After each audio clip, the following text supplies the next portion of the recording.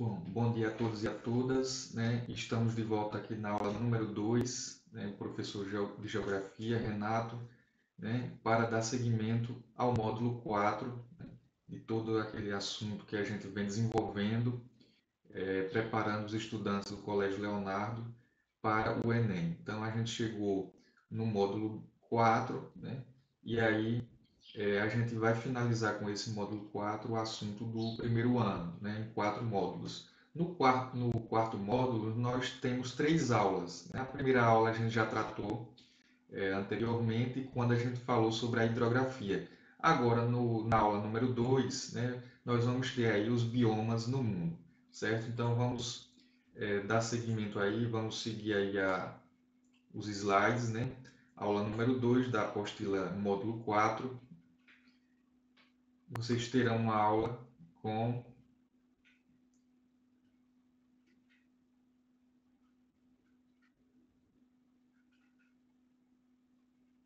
aula de geografia. Renato, né? Então vamos lá. Nós vamos tratar nessa aula dos biomas no mundo, certo? Então lá. Biomas no mundo, módulo 4, aula de geografia. E nessa aula a gente vai tratar desses pontos aqui, olha. Acompanhe o índice, ó. Tipos de classificação da vegetação, como é que se classificam as formações vegetais no mundo. A influência do relevo, os biomas tropicais, os biomas das regiões temperadas, os biomas das regiões áridas e semiáridas, biomas das zonas polares e de altas montanhas. E aí a gente fecha a aula sobre os biomas no mundo. Sobre os biomas e seus condicionantes, podemos definir biomas como grandes ecossistemas constituídos por comunidades que atingiram o estágio ótimo, o estado de equilíbrio, né? A distribuição dos biomas está intimamente ligada ao fator do clima, que determina as condições de temperatura, umidade e a distribuição da insolação. Esses condicionantes podem facilitar ou dificultar a existência de algumas espécies, seja ela vegetal ou animal. Isso daqui é importante para a gente entender a diferença dos biomas, quando a gente chegar lá no finalzinho da terceira aula, quando a gente tratar da diferença dos biomas e dos domínios morfoclimáticos, que foi um termo trago aí pelo geógrafo da geografia física chamado Aziz Absabe, né, aqui no Brasil, o professor da USP, né, ele vai tratar desse termo chamado domínios morfoclimáticos. Há um diferencial. Quantos biomas vai se referir a essa distribuição geográfica das formas de vida animal e vegetal condicionada pelos elementos da natureza, como relevo, clima, né? Os domínios morfoclimáticos é justamente a interação desse ambiente, a interação do relevo, do solo, do clima, da vegetação, né? E enquanto o bioma trata da vida, né? Das relações da forma de vida, né? Os domínios morfoclimáticos são o espaço geográfico, né? Através dessa interação desses elementos da natureza que garante a existência dessa forma de vida que a gente define como biomas, né? Tipos de classificação da vegetação. Quanto à temperatura, existe a vegetação megatérmica, a mesotérmica e a microtérmica. As megatérmicas, né, são encontradas em áreas cujas temperaturas médias são altas, atinge seu ótimo com temperatura acima de 20 graus, normalmente em regiões tropicais. Mesotérmica. Essas espécies atingem seu ótimo em temperaturas médias de 12 a 15 graus, normalmente em regiões temperadas. E microtérmicas, essas espécies atingem seu ótimo em temperaturas abaixo de 12 graus, normalmente em regiões de elevadas altitudes, né, as áreas de montanhas. Quanto à umidade, existem esses outros tipos de vegetações. Olha, hidrófilas, espécies que vivem em ambiente aquático. Higrófilas, espécies adaptadas a áreas muito úmidas, apesar de não viver dentro da água como as hidrófilas, suportam um período de grande umidade. A gente pode dar o exemplo aqui. Hidrófilas, né? As plantas que ficam na mata de igapó, lá na região da Amazônia, em áreas constantemente alagadas, como por exemplo a Vitória Régia. Higrófilas, a gente pode dar exemplo da mata de várzea, que também fica às margens do rio Amazonas, que é alagada somente durante o período da cheia, né? Mesófilas, vegetais que, apesar de viverem em áreas de média umidade, suportam temperaturas de menor umidade, né? Xerófilas, espécies que suportam grandes períodos sem água. Aqui a gente dá o exemplo das cactáceas, né? São as plantas típicas da região do semiárido nordestino, certo, gente? Tropófilas, espécies que vivem em áreas em que a pluviosidade se concentra em determinadas épocas do ano. Já halófilas, espécies que vivem em meio salino, típico de áreas litorâneas. A gente dá o exemplo as salsas de praias, que vivem sobre as dunas. Agora, quanto à luminosidade, existem mais dois tipos de vegetações. Olha, heliófitas, que necessitam de grande exposição à luz do sol para a realização da fotossíntese, e as ombrófitas, que se adaptaram para viver em condições sombreadas. A gente dá exemplo das ombrófitas, algumas plantas que vivem sobre outras lá na floresta amazônica, certo, gente? Plantas que vivem sobre a sombra, abaixo da sombra de outras plantas maiores. Quanto à estratificação, existem esses outros três tipos. Arbóreo apresenta vegetação de grande porte, como árvores de tamanhos variados, podendo chegar aí entre 10, 20, 30 até 90 metros. Né? Arbustivo apresenta predominantemente vegetais de médio porte, com troncos lenhosos ou de pouca espessura. E o herbáceo é predominantemente composto por vegetais de porte rasteiro, como as gramíneas, a grama, né? Então a gente tem aqui três principais estratos. Herbáceos são a vegetação rasteira, bem curtinha, margeando a superfície da terra. Os arbustos é uma composição mediana, né? Com troncos lenhosos, né? E o arbóreo já são formações mais elevadas. Quanto à folhagem, existem essas outras quatro. Latifoliada, apresenta folhas largas, abertas, típicas de quê? De áreas de florestas. O grande exemplo aqui é a Mata Atlântica e a Floresta Amazônica. Acicufoliada, apresenta folhas no formato de uma agulha, né? O que indica uma adaptabilidade do vegetal a pouca disponibilidade hídrica, diminuindo a perda de água pela transpiração. Então, a acicufoliada, a gente pode dar exemplo no clima temperado, né? As plantas, os pinheiros, eles têm um formato mais de agulha, né? Perennifoliada, apresenta vegetais que têm reposição de folhas, independentemente da estação, mantendo-se verdes durante todo o ano. Né? E decídua, ao contrário da perennifoliada, perde suas folhas em determinadas estações. Com esse mecanismo, a vegetação reduz o gasto energético, mantendo-se vivo para outras estações do ano. Então, decídua é quando perde as folhas. Quanto às raízes, as principais funções das raízes são fixação e sustentação do vegetal, absorção da água e sais minerais, formação de reserva nutritiva e fornecimento de alimentos ao vegetal de forma indireta. Ou seja, são as raízes que fixam o vegetal no solo, né, mantém o solo fixo também, a rocha matriz, né, impedindo aí o processo de escorregamento de terra, e garante aí a transmissão de nutrição, de água, de sais minerais que vem do solo para realizar a fotossíntese e a composição da biomassa. Né? Então, existe, olha, as raízes tabulares ou superficiais, são aquelas que afloram na superfície por fatores como a pobreza ou a acidez dos solos, obrigando a vegetação a buscar condições mais propícias também em sua parte superior. Então, as tabulares ou superficiais são aquelas que afloram na superfície. A gente vê, né, a raiz ela se estendendo da superfície, né, e a gente consegue observar. As raízes aéreas ou pneumatóforas são raízes respiratórias que ficam acima do solo devido à falta de oxigênio para a sobrevivência dos vegetais. Aqui a gente pode dar exemplo das raízes aéreas. Né? As zonas de mangues, né? Por quê? Porque elas procuram ficar acima do solo devido à falta de oxigênio. Né? Então elas buscam esse oxigênio fora da superfície. Então veja os exemplos. Olha aqui, veja aqui, olha. A gente vai encontrar isso daqui nos mangues, né? Raízes fasciculadas ou em cabeleira formam um conjunto de raízes finas que têm origem num único ponto, são poucos profundos, estão presentes em gramíneas e auxilia principalmente na coesão das partículas do solo.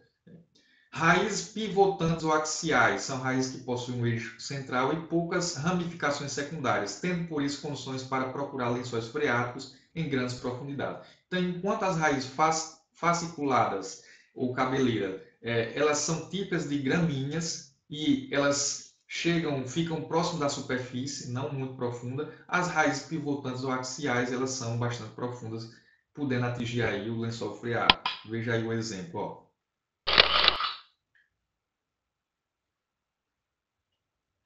Então, a influência do relevo. Com a influência da variação da latitude sobre o clima é semelhante à da altitude. O relevo condiciona fortemente a distribuição da vegetação no espaço. Assim, explica-se a ocorrência de formações vegetacionais típicas de regiões temperadas de latitudes médias em cadeias montanhosas de vegetações tropicais, como nos Andes.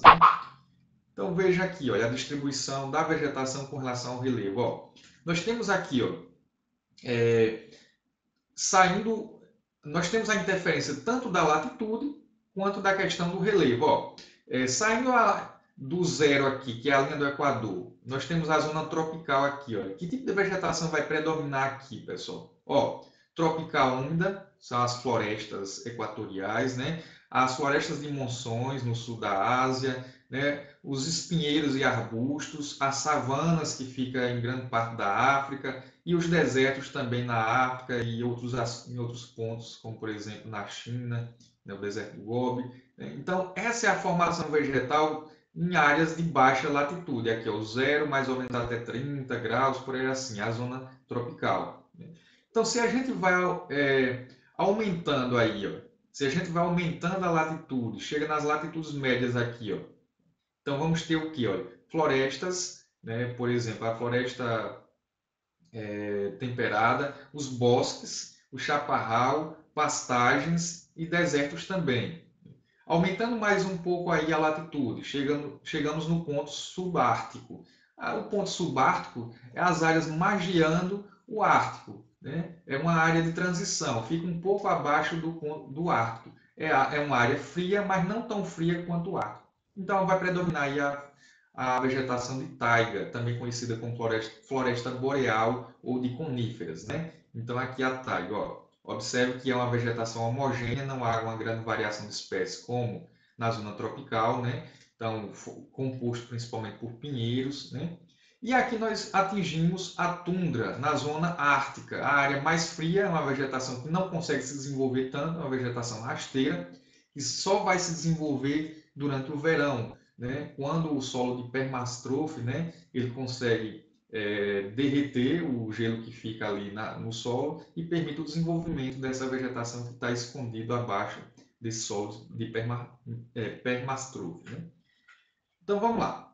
Biomas e paisagens naturais. Aqui nós temos um mapa com os principais biomas do mundo. Olha, tipos de clima adaptado da classificação de Köppen, né? Então, os biomas e paisagens naturais. Temos os biomas equatoriais aqui, Mediterrâneo, olha o Mediterrâneo aqui, olha, entre o sul e o norte, entre o sul da Europa e norte da África. Temos o tropical, onde vai ter as savanas, né?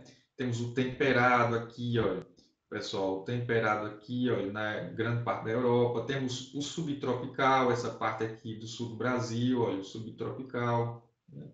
Aí nós temos o frio, né? O frio, essa parte onde vai ter a floresta de taiga, né? O deserto, né? Os desertos aqui, olha, o polar, as zonas mais frias onde vai prevalecer a tundra, o semiárido, né? Acompanhando aqui o árido, né? As margens do árido, né? O semiárido aqui no Nordeste brasileiro, o semiárido aqui uma parte da China, né? O frio de montanha, as áreas mais elevadas do planeta aqui, a Cordilheira do Himalaia, né? As Montanhas Rochosas, a Cordilheira dos Andes, enfim. Então, nós temos aqui as zonas climáticas, onde vai receber aí os principais biomas do mundo, né? Relacionado ao tipo de clima.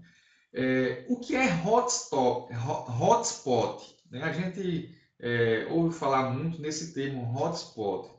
São áreas que apresentam alto grau de biodiversidade em risco de destruição, ou seja, são áreas que apresentam uma grande diversidade de espécies vegetais e animais, no entanto, que sofre uma alta pressão antrópica, uma elevada pressão antrópica, capaz de fazer com que grande parte dessas espécies de vegetais e animais sofram ameaças de extinção, né? Então, isso é um hotspot.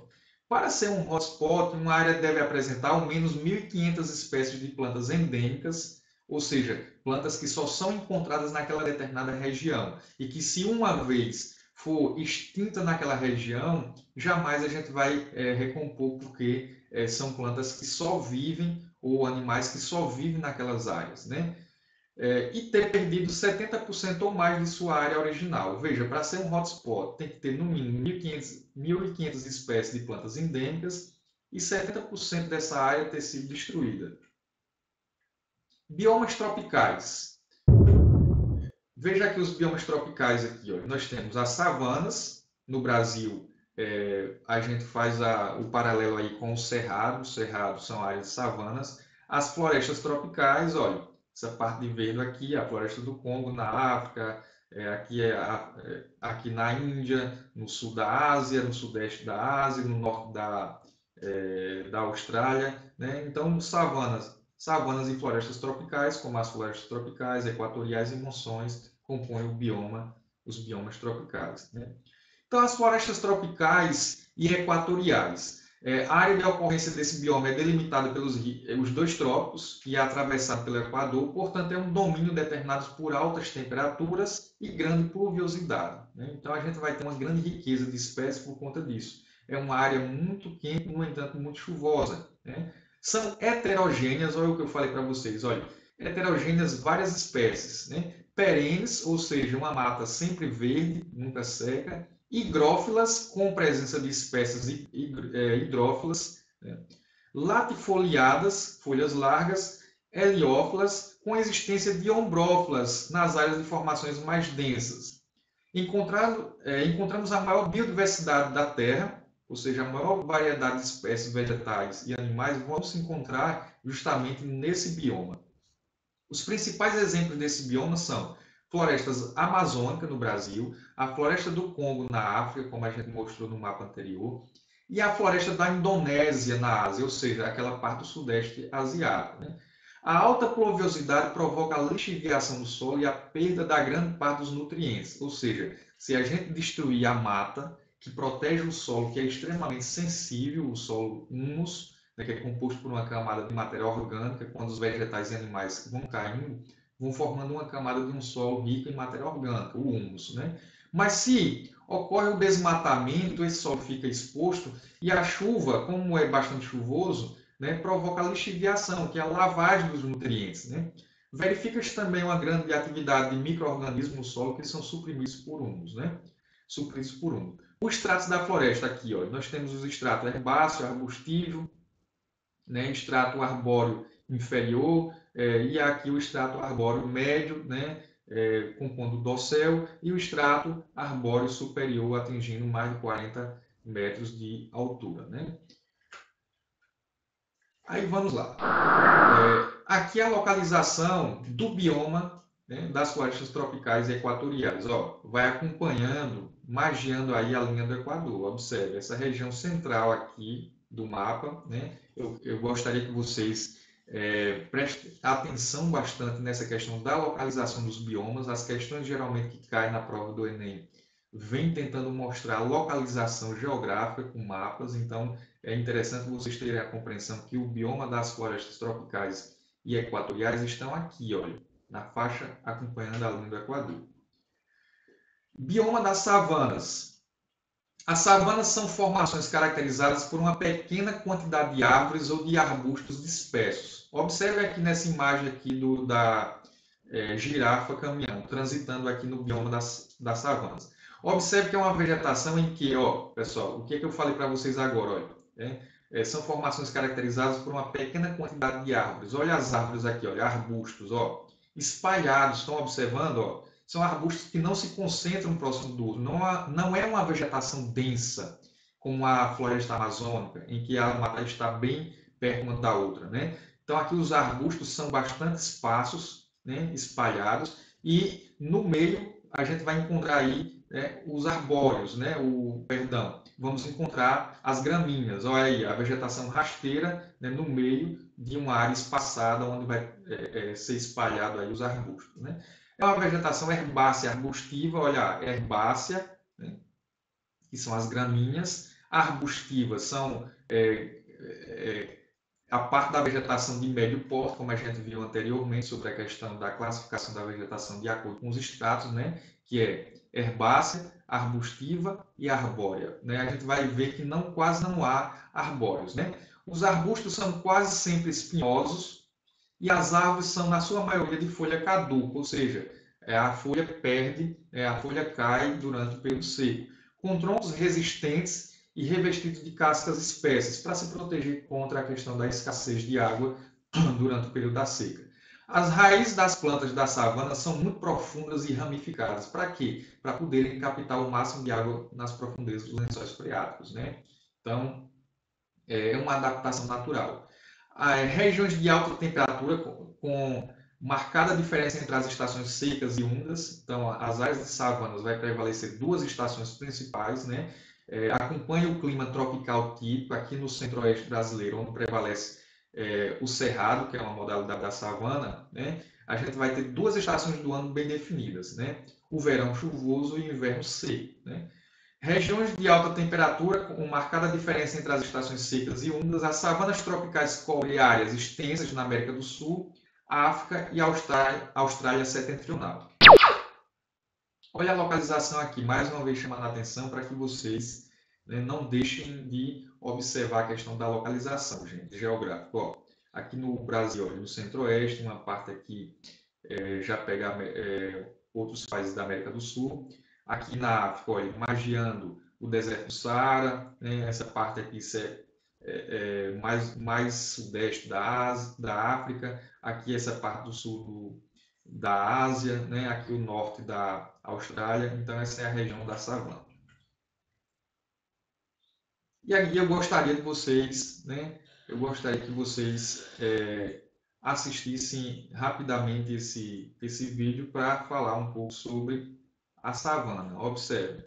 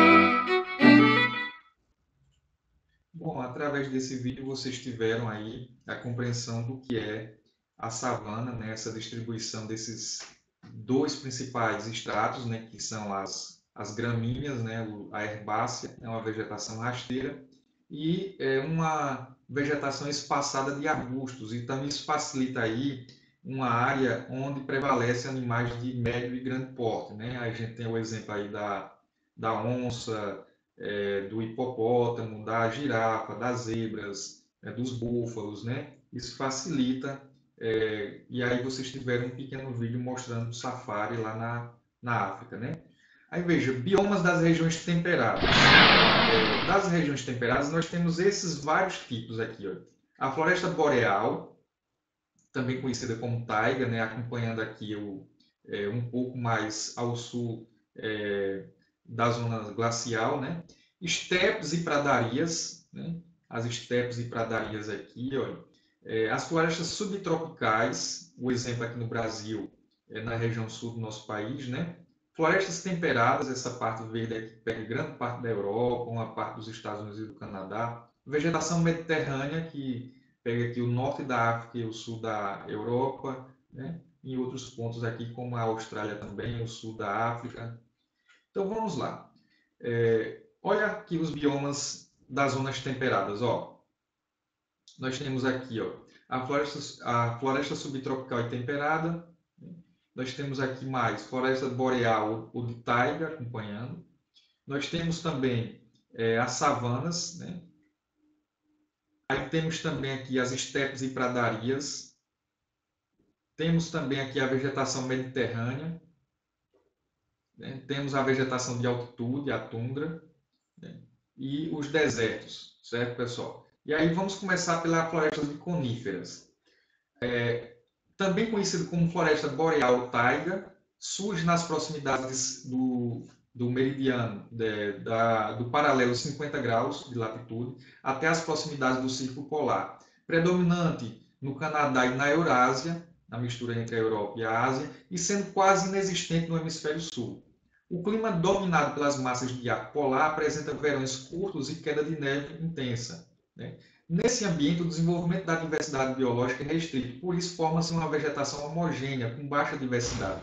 Por conta de quê? Então, é uma vegetação homogênea porque não tem uma grande diversidade de espécies por conta do clima rigoroso durante o inverno, né, com a queda de neve. São florestas sempre verdes, perennifólias e possuem adaptações para ambientes de invernos longos. Por exemplo, as folhas elas são acicufoliadas. Lembra do que eu falei para vocês? As folhas acicufoliadas são aquelas que são pontiagudas, né? Então, devido à grande umidade associada às baixas temperaturas, apresenta o solo podisol de coloração clara e pouco favorável à agricultura. Por que as folhas são pontiagudas? Ora, para que a neve ela não se acumule nessas folhas e não se quebre os galhos, né? A parte lenhosa da planta ela não vem a ruir, a quebrar. Então ela se adapta, ela ganha folhas pontiagudas em que no formato de cones, em que a neve não consegue se acumular na copa das árvores, ela bate e vai escorregando e caindo no solo, certo, pessoal? Adaptação natural. Então veja a localização geográfica, aquilo que a gente falou para vocês, voltando aqui um pouco, né? Veja a localização geográfica, isso é importantíssimo. Olha, acompanha uma grande parte do Canadá e dos Estados Unidos, a parte da Eurásia, como a gente comentou, olha, e vai margeando, né, no paralelo de latitude 50 graus norte, aqui olha, em direção ao Polo Norte. Agora vamos lá para as florestas temperadas. Fica um pouco abaixo da floresta de taiga ou de coníferas, né? São florestas decíduas temperadas, são um bioma característico das zonas temperadas úmidas, abrange o oeste e o centro da Europa, leste da Ásia, como Coreia, Japão e parte da China, e o leste dos Estados Unidos, áreas densamente povoadas, né? O que torna esse bioma vulnerável ao desmatamento intenso. Situados à latitude 40 graus, veja, como eu falei para vocês, um pouco abaixo da floresta boreal ou de conífera, né? Na qual ocorre o clima temperado, com chuvas bem distribuídas durante o ano. O solo dessa floresta é muito rico em nutrientes devido principalmente ao processo natural de decomposição das folhas. Devido à queda das suas folhas no período do inverno, pode também ser chamada de florestas caducifólias. Então, é um espaço geográfico em que ocorre as 4 estações do ano bem definidas, né? Primavera, verão, outono e inverno. Então, o período do, durante o período, durante essa distribuição das estações do ano, ocorre a perca da folhagem, sim, a troca da folhagem, né? E por isso essa floresta é chamada de caducifólia, certo, pessoal? Aqui a localização geográfica dela, pessoal, ó. Observe, a floresta temperada, observe que ela vai prevalecer mais no hemisfério norte, mas tem também no hemisfério sul, no sul da África, uma parte aqui da América do Sul, da Austrália. Bioma das estepes e pradarias. Plantas herbáceas, ou seja, vegetação rasteira, gramas, né, como a gente vinha comentando sobre os estratos, né, havendo poucos arbustos e quase inexistindo vegetação de porte arbóreo. Então, o bioma das estepes e pradarias vai prevalecer mesmo as herbáceas, as gramas naturais. É encontrado nas planícies centrais dos Estados Unidos, e por isso que as planícies centrais dos Estados Unidos é muito utilizado como uma área extremamente plana e de vegetação rasteira, vai prevalecer a plantação de grãos, né? Então lá é considerado o celeiro agrícola norte-americano. E o centro-sul do Canadá. Nessa vegetação, as chuvas são menos abundantes que nas florestas, porém mais do que nos desertos, estando sujeita a períodos de estiagem prolongados, né? Compõe um tipo de vegetação formado por herbáceas predominantes nas planícies da Rússia, Ucrânia e Hungria. Surge principalmente na primavera e o solo de coloração escura, denominado Tchernozem, é de grande fertilidade. Então, esse solo aqui, o Tchernozem, né, é considerado o solo de maior fertilidade do planeta. Né? Por quê? Ele é formado, é composto aí pela decomposição de uma rocha vulcânica extrusiva, perdão, uma rocha vulcânica, na verdade, isso, uma rocha magmática vulcânica ou extrusiva, né? Então, a decomposição dessa rocha, que é o chamado basalto, vai dar origem a esse solo, um solo muito escuro, com uma grande quantidade de nutrientes, né? E garante a maior fertilidade do planeta. Né? Isso vai ser encontrado, sobretudo, na Ucrânia. Os pampas platinos surgem na porção central da Argentina, do Uruguai e sudoeste do Rio Grande do Sul, sendo considerado também uma estepe. Né? E aqui no Brasil vai se chamar de costilas ou os pampas gaúchos, certo, pessoal? Aqui a localização, ó, pessoal, a localização das estepes e pradarias, ó. Aqui nessa parte central, nas planícies centrais dos Estados Unidos, pega uma parte do Canadá, pega aqui a região sul do Brasil, estendendo-se aí para a Argentina e Uruguai, né? Pega aqui essa região da Ásia, da África, enfim. Então fiquem ligados.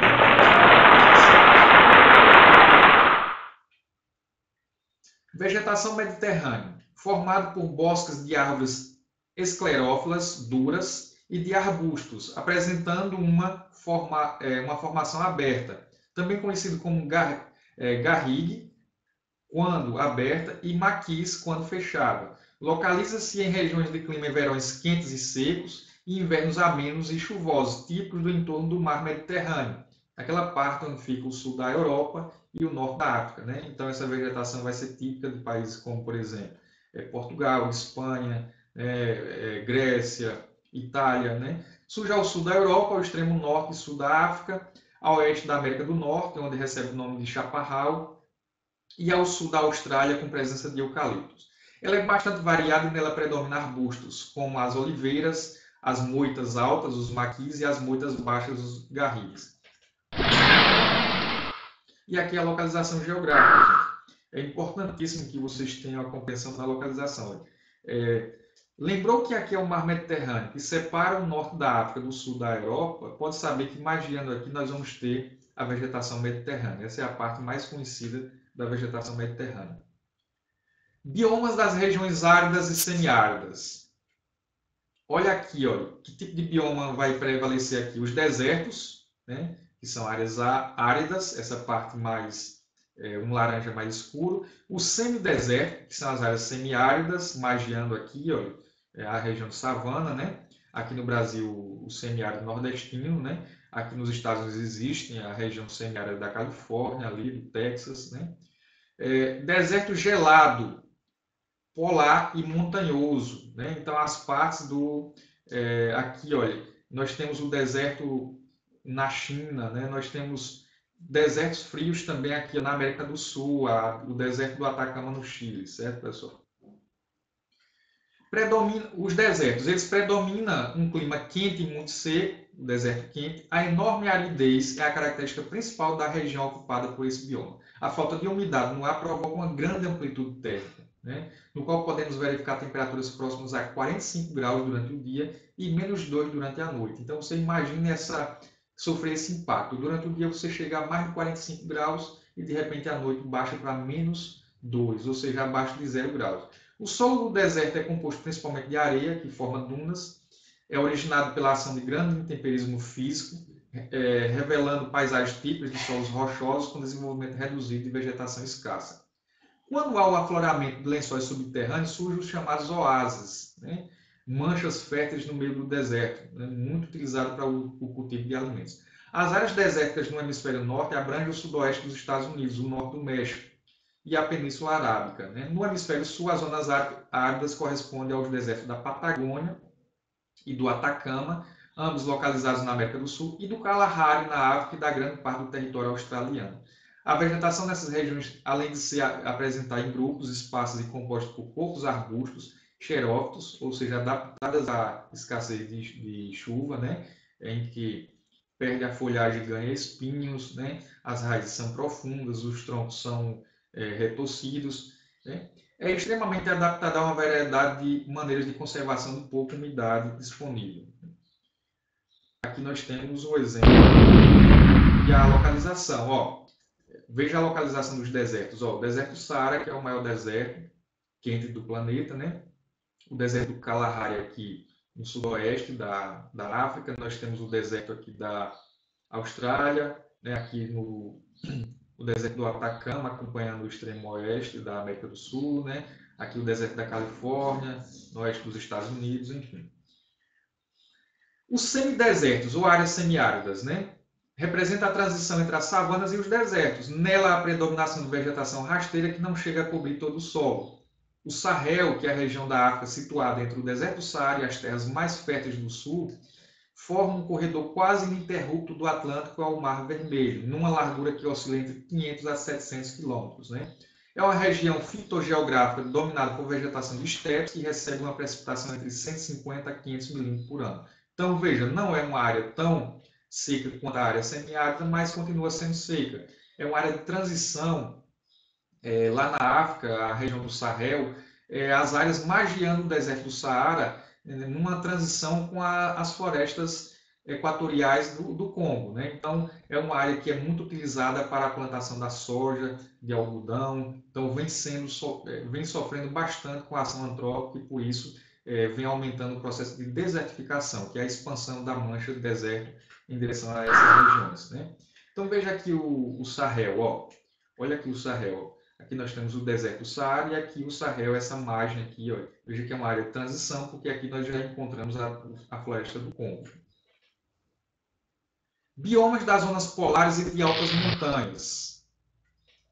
Olha onde estão, olha, a tundra, né, que é essa vegetação margeando a zona glacial ártica, a estepe tundra de alto platô, essa parte aqui, ó, do oeste da América do Sul e essa parte aqui da Ásia. Vamos sobre a tundra ártica. Surge ao sul da região dos gelos polares do Ártico, entre 60 a 75 graus de latitude norte, e estende-se pela Escandinávia, Sibéria, Alasca, Canadá e Groenlândia. Situado próximo ao Polo Norte, no Círculo Polar Ártico, essa região possui pouca luminosidade e baixa pluviosidade, apresentando um clima polar frio e seco. Veja aqui, ó, a caracterização aqui, ó. Muitos ventos secos que vão acompanhando uma área monótona, né, porque a gente não vai ver variação de espécies, né? As espécies vão se desenvolver justamente no período do verão. Né? O solo permanece congelado, coberto de neve durante a maior parte do ano e é chamado de permafrost, né? Nessas áreas, muitas vezes, desenvolvem-se pequenos arbustos, musgos e lynx, pois o inverno longo e a duração muito curta do dia não favorece a existência de um bioma heterogêneo. Então, olha as espécies que vão existir somente durante aquele curto período do verão. Olha, arbustos, musgos e lynx, né? Quando esse solo aqui permafrost, ele consegue derreter, né? Esse solo aqui nada mais é do que o congelamento, né, da superfície do solo, guardando algumas espécies que ficam escondidas abaixo do solo, protegidas pelo esse isolamento térmico, que é o gelo, né? E quando chega o verão, derreteu aquele gelo, essa planta ela ressurge, né? Sai da camada inferior do solo e chega à superfície. Olha a localização, pessoal. Nunca esqueça de analisar o mapa, a localização dos biomas no mundo, porque as questões que caem do Enem costumam bastante mostrar a partir de localização geográfica, né, com os mapas. Ó, acompanha aqui o bioma mais ao norte, mais ao extremo norte, olha, acompanhando a zona glacial ártica. Altas montanhas. Esse bioma possui também um clima muito frio, com temperaturas de 10 a 15 graus no verão e abaixo de zero no inverno. E aparece nas grandes cadeias montanhosas, como os Andes, as Montanhas Rochosas e os Alpes. A cobertura vegetal, que está em torno de 2.500 a 3.000 metros, é composta predominantemente por um estrato herbáceo. Entretanto, em altitudes maiores, acima de 3.000, as grandes montanhas não aparece cobertura vegetal. Então, quanto mais alto, mais escasso vai ficando as espécies de vegetais e menor o porte arbóreo, né? Então, a vegetação vai se tornando uma vegetação mais rasteira até o ponto de acima de 3.000 metros ela desaparecer totalmente. À medida que a altitude aumenta, serão encontradas sucessivamente a floresta temperada, né, da base, depois vem a floresta de coníferas e depois os campos alpinos. Olha aqui, olha, acompanhando, pessoal. Vocês observam que no sopé da montanha existe uma formação florestal, né? Na parte intermediária já tem uma precipitação líquida, né? E aí tem um extrato mediano. Né? A precipitação na forma de água ou de neve vai escasseando as formações vegetais e no topo, né, a chamada neve eterna, não vamos encontrar nenhuma espécie. E a localização desse tipo de formação, né, as altas montanhas, temos aqui ó, nas Montanhas Rochosas, no oeste dos Estados Unidos e Canadá, nos Andes, aqui na América do Sul, na África, a cadeia do Atlas, aqui na Cordilheira do Himalaia, né? Então, são as áreas montanhosas. E nós temos aqui, para resumir, né, e finalizando por hoje, né, aqui o mapa mundi novamente com os principais biomas, ó. Floresta tropical, aqui, ó, essa parte de verde. Vegetação densa, enorme biodiversidade com áreas de arbustos de tamanhos muito variados, diversidade de mamíferos, aves, anfíbios, insetos, é a maior biodiversidade do planeta, né? Aí a floresta temperada, esse verdezinho um pouco mais claro, né? Olha aqui, ó, taiga, inverno rigoroso e predominante de coníferas, florestas decíduas, inverno mais brando, com árvores e arbustos, aves, anfíbios e insetos.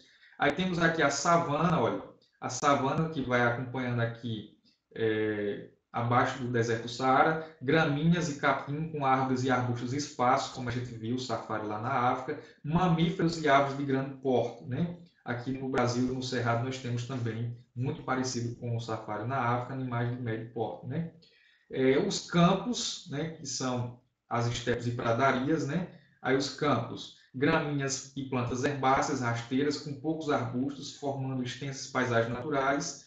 E aqui nós temos, ó, a tundra e biomas de alta montanhas, né? Essa parte roxa aqui acompanhando a zona glacial ártica, né? Como a gente já tinha dito, olha, plantas baixas, musgos e lynx, plantas herbáceas, aves e insetos. E para finalizar, os desertos, quentes ou frios, ó, os desertos, como a gente tinha dito, ó, plantas de tamanho variado, com raízes profundas, mamíferos, roedores, répteis, insetos, certo, pessoal? E aí, nós terminamos por aqui, né? Meu tchau e obrigado. A gente finaliza essa aula número 2. Fizemos a compreensão na aula número 1 da hidrografia no mundo e no Brasil. A aula número 2 a gente finalizou aí a questão dos biomas no mundo, essa distribuição geográfica, as classificações dos biomas e a distribuição geográfica no mundo dos biomas. E daqui a pouco a gente tem a terceira aula. Fiquem com a gente, porque é uma aula muito interessante. Ok? Tchau, tchau.